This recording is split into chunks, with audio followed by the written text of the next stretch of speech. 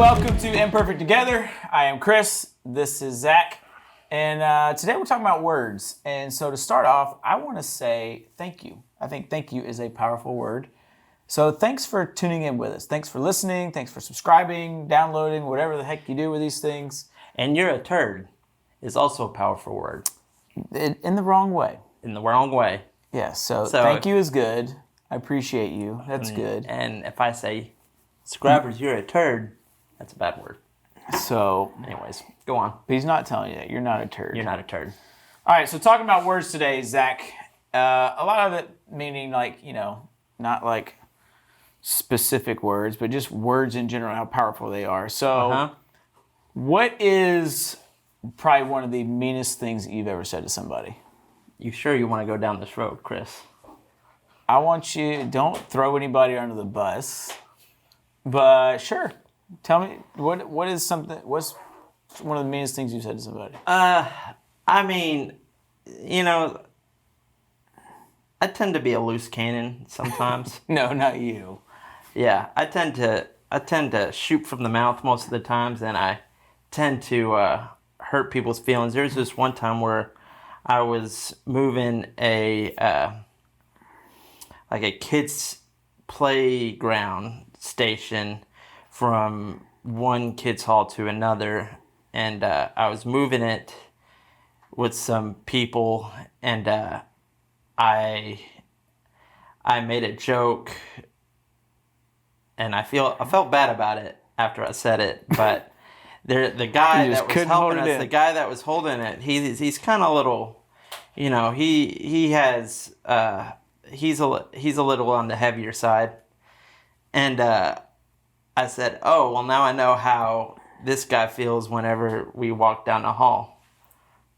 And oh my gosh. And after I said it, I went, oh, Zach, I'm pretty sure ate your foot on that one. I'm pretty sure when you did that, all the rest of us just stopped helping you. And we were like, did he really just say that? Yeah. And, I'm working on it. I'm working on what I say. Like, truly I am. I believe that. But, yeah, it's stuff like that where it's just like, you just have to hold it in. Gotta hold it in. So gotta hold in my words. So you had those things where it happened to you where like maybe somebody said something, maybe it wasn't even really like that mean, but somebody said something and you kind of just laughed it off, but like deep down you were like, oh, that hurts. Like you didn't let them know. Someone else like done that to you. Yeah, it's like you didn't let them know. Yeah, but the thing, like, I think I'm an anomaly because when people make fun of me, like, it really doesn't bother me. Like, because I know who I am, right? Now, is it because, everybody's just joking? Or is it because, none of them really cut deep, like, to something for real? Yeah, nothing really cuts deep. Okay. Yeah, I mean, but I'm like an open book. Like, I talk about anything. And so, I have very, very thick skin. But the thing is, it's like, I assume that other people have thick skin. And they don't. Oh, that's where you go wrong. Mm-hmm. I think that's where I kick myself. So nothing bothers you. So like the other day, I'll give you an example. The other day I was hanging out with some guys, and one of them I haven't seen in a long time. I don't even know him that well. But I walked out there, and he's like, "Oh, you're starting to look more like us." And he puts his belly out and does like this. I'm like, "Oh hell no, I am not." He's like, "You used to be all buff and stuff, and now I'm." You have. Dang, I have added on some pounds. No. And so what that did to me, like I laughed about it at the time, but I'm like, dang, I gotta go start working out and eating better. I've been working out, but that's probably a good thing.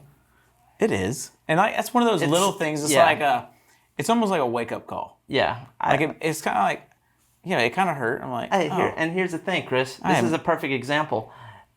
I've been holding that in. I knew you've been gaining some pounds. Oh, I do too. But but I've been holding it in. I'm like, know what? I'm not gonna make fun of him because he's probably sensitive. But it did look at one. You're getting better now, but at one point you did look like you had the body of a gorilla. A gorilla? Where it's just like pecs right here. You had the pecs. They're meteor pecs, and then just kind of like Like a gorilla. Like a gorilla belly. Let's get clear, Zachary. My belly has never been out further than my chest. I know your chest is like, it's like you, yeah, but it's like it's like all the cheeseburgers. I work out my chest so that my belly looks flat. Yeah, but it's like you ate all these cheeseburgers and they just get right into your pecs, and they're just like, okay. I have no problem with that. See, that's an example. Muscle. You just don't know what that is. See, that's an example of me kicking myself in the foot and hurting my coworker into my words. You don't really hurt me, Zach. Yeah, but you'll think about it at night. Anyways. Yes, as you keep me awake. So let me ask you this: Why do you think we do that? Why do we make jokes at people or make fun of people or whatever? I think a lot of it has to do with, guys, we don't know how to share emotion like girls can. Like girls could be like,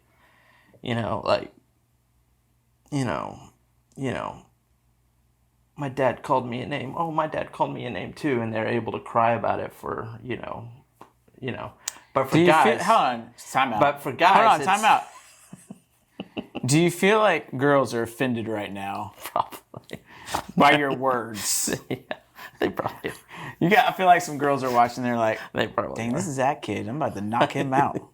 No, girls know this, girls, that you are understood.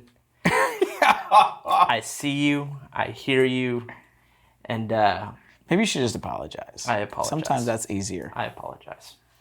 Yeah, but guys are meatheads, Listen, we are different. Guys are dumb. We don't know how to handle our emotions. So instead of handling our emotions the right way, we make fun of each other until the other one cries. So we make fun of each other because we have insecurities? Yep, I would say so. Okay. I mean, that would be fair. I mean everyone has insecurities. Yes, I do think that's fair. Guys just build it up. Guys just hold it in, and then they like for instance, that whole playground thing of us listening. I mean, I'm getting there, weight wise. Getting there. Yeah. The guy that I made fun of, I would say that's Daddy Bowling Ball, and I'm, Your baby bowling ball. I'm baby bowling ball. Okay. I hope he hears this. But yeah, so it's, that's probably a little bit of my insecurities, showing a little bit. So I don't know. All right. So insecurities. So we try to make fun of everybody else so nobody sees our problems. Yep. Make ourselves feel better. Yep. That kind of stuff. Anything else? What are any other reasons why we use words in a hurtful way? Maybe we're mad at someone. That could be another one. Oh yeah, I think that's a huge one. Yeah, that goes back to wanting to get revenge. Mm-hmm. Right? Somebody says something to you. Oh, I love revenge. You're like, I don't care. I'm about to throw you under the bus. I'm about to Rambo you. Okay. So bow and arrows. So mad and frustrations with someone. Revenge my family. Death sentence. Have you ever saw that movie, Death Sentence? No. It's a great movie. It's about a Never guy. Even heard of it. It's about a guy. He's a surgeon, and some robbers come and kills his wife and his daughter, and he seeks revenge on this gang, and he's only a surgeon, but he figures it out, and it's a violent movie, but it's good. Does he get him with his scalpel? That one out. A scalpel is a shotgun to him, and he has Kevin Bacon in it. Of course it does. Everything connects to Kevin Bacon. I love Kevin Bacon. He's a good actor. So, revenge, and I think also, we try to show off. So guys do this a lot. I don't know about girls. I don't know if girls are like this because I'm not a girl. But guys do this a lot where we make fun of somebody because, the cool kids are around and we want to fit into the cool kids. And so we make fun of somebody else. It's also known as bullying, which you should not do. But we do it. That's part of who you are. But the reality is words hurt. Yeah. And they are dangerous and they can present a lot of problems. So how do we begin to fix that, I think, is really what we need to look at. And I was reading in James the other day, and James, like if you've ever read the book of James, so James, I think we've talked about him before in here. He is the brother of Jesus. Yep. And we talked about. And it last he's week. like, was it last week? Oh, here we are again talking with James. But dude, he's like a straight shooter. Like he's the guy that's going to come in, tell you how it is. Doesn't have a whole lot of fluff. Yeah. He's just going to shoot you straight, right? So James comes in, and it's in chapter 3. I'm going to read it real quick. And we're going to kind of look at verse 3. It says, when we put bits into the mouths of horses, we make them obey us. We can turn the whole animal, or take ships as an example. Although they are so large and driven by strong winds, they are steered by a very small rudder, wherever the pilot wants them to go. Likewise, the tongue is a small part of the body. Consider what a great forest is set on fire by a small spark. The tongue also is a fire, a world of evil among parts of the body. It corrupts the whole body, sets the whole course of one's life on fire, and is itself set on fire by hell. That is pretty strong words from James. It sounds like a lyric from Bob Dylan. Okay. It just sounds like something that Bob Dylan would write. Oh. It would be like Powerful word. He would Well, probably I mean, he would say it like when we put bits into the mouths of horses to make them obey us, we can turn the whole animal or take ships. I am not following you one bit right here, so I'm pretty sure these high who Bob schoolers. Dylan is? I know the name, but He's like he goes. no. I am he not goes, culturally. like a rolling stone. I've never talked to him. So, Maggie's farm is full of piggies. Hurricane, hurricane, hurricane. are these lyrics? Yeah, I think so. Are you just making them up? Well, I know that Maggie's Farm is a song and Hurricane is a song, and I don't know them. All I know is James round is pretty crazy. here. That's all I got. I just started singing Do you Bob Dylan. think? So let's take songs for example. Uh-huh. Why do you think songs are so ingrained in us? Like everybody listens to music. Yeah. I mean, so specifically talking on this topic of words, like songs are basically a collection of words that are trying to convey a meaning, good or bad. Yeah. So, and they elicit some really strong emotions within us, Yeah. right? Any song will have some kind of emotion tied to Yeah. it. So how is it that words, however we choose to say them, making fun of somebody in a song, whatever, are so powerful? Yeah, they definitely could be powerful. I mean, if you think about in the wise words from Savage Mode 2 by 21 you pull Savage. out the randomest stuff. Snitches and Rats. That was a stab at Tekashi 6ix9ine, and that probably hurt him a little bit, because it's talking about him because he snitched on his gang members and all that stuff. You know who I think of when I think of this? I think Taylor Swift. Taylor's. That's all her songs are. What? Get out of here. I love Taylor Swift songs. But most of her songs are about some kind of a breakup. And so she's pissed off, and so she is letting everybody know about it. Right? You said the P word. I did. You said the P word. Do we need to edit that out? Probably. Mad. Taylor Swift is mad. It's okay. We don't have to edit it. Yeah, and then and if you want to, there's that beef with Drake and what's the guy's name? He's friends with Kanye, but they had a beef, and it was ongoing for a little bit until the guy, forgot his name, but the guy wound up exposing Drake that he has a baby that no one knew about and all this stuff, and it was like, oh, That's a big deal. Yeah, like, ooh, yikes. Yeah. And really kind of threw him You under better the be bus. careful. Yeah. So here's a question Yeah, for you. Words in the rap game can be dangerous. And words in any what's game. words in mystical? Danger!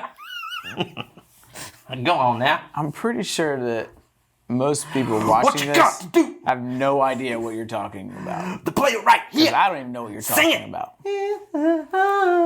Sing it. Love me. The player right here. Sing it. Mystical. How is it that we're near the same age and I have no idea?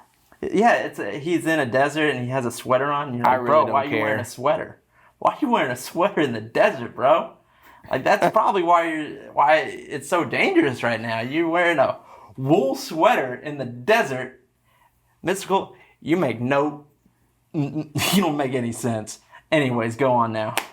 Mystical was a rap guy in 2003. I don't care who he is, Zach. 2003, and then he went to jail, and then he recently came out and he did a collab with the guy that sings "Funky Town." I forgot how that. Yeah. Anyways, go on. What you got? I got a question for you, Mr. Smarty Pants. Yep.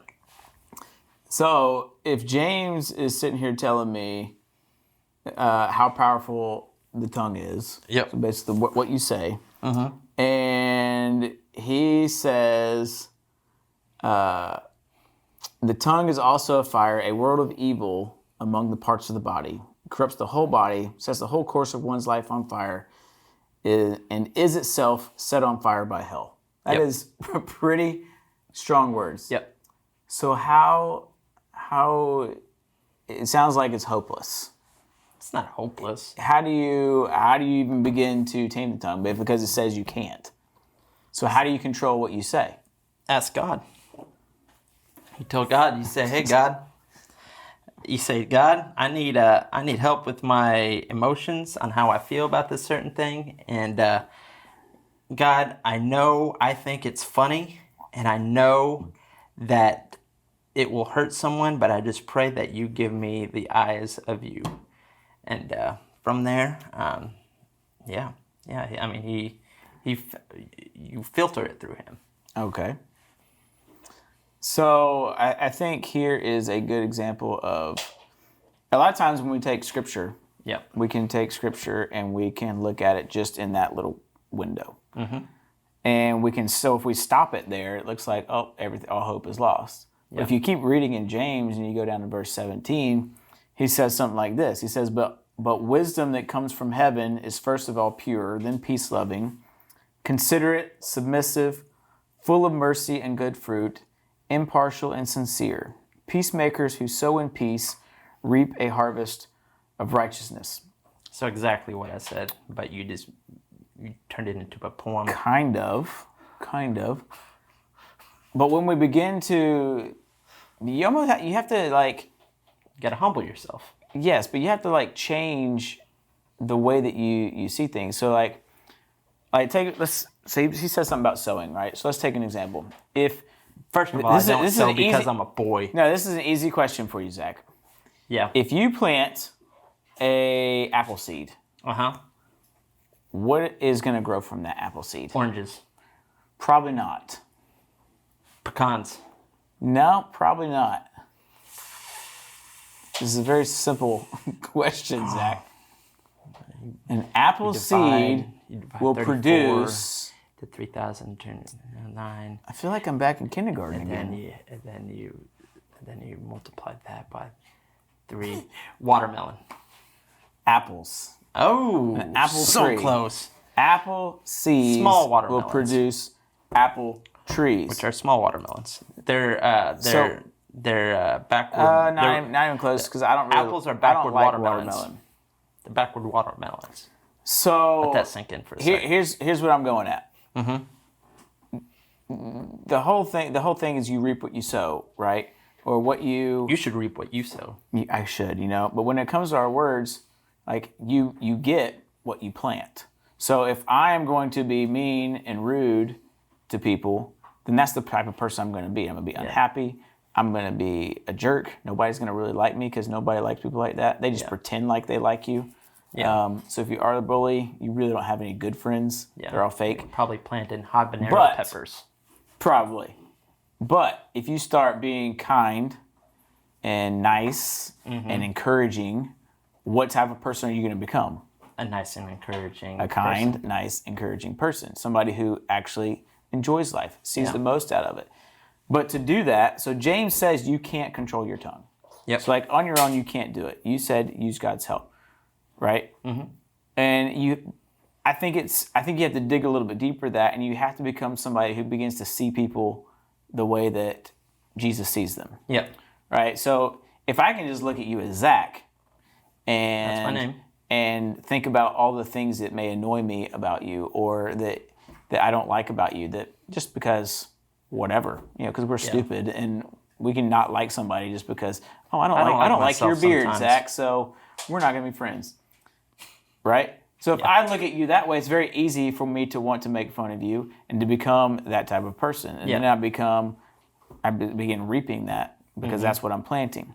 But if I begin to look at you as maybe the way Jesus sees you, despite how what I really think about you, or even how you may treat me, if I can look at you and say, you know what, Zach is a human being.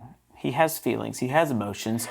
He may be going through something right now, and even though he's being very mean to me, I'm going to be nice to him.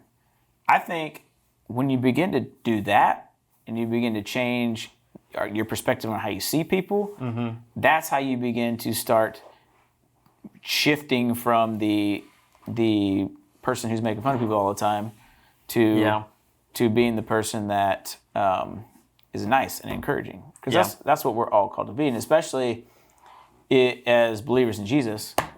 Man, if I'm making fun of people all the time and just look like a jerk, I'm not being a very good representation of who Jesus is. Yeah. Right?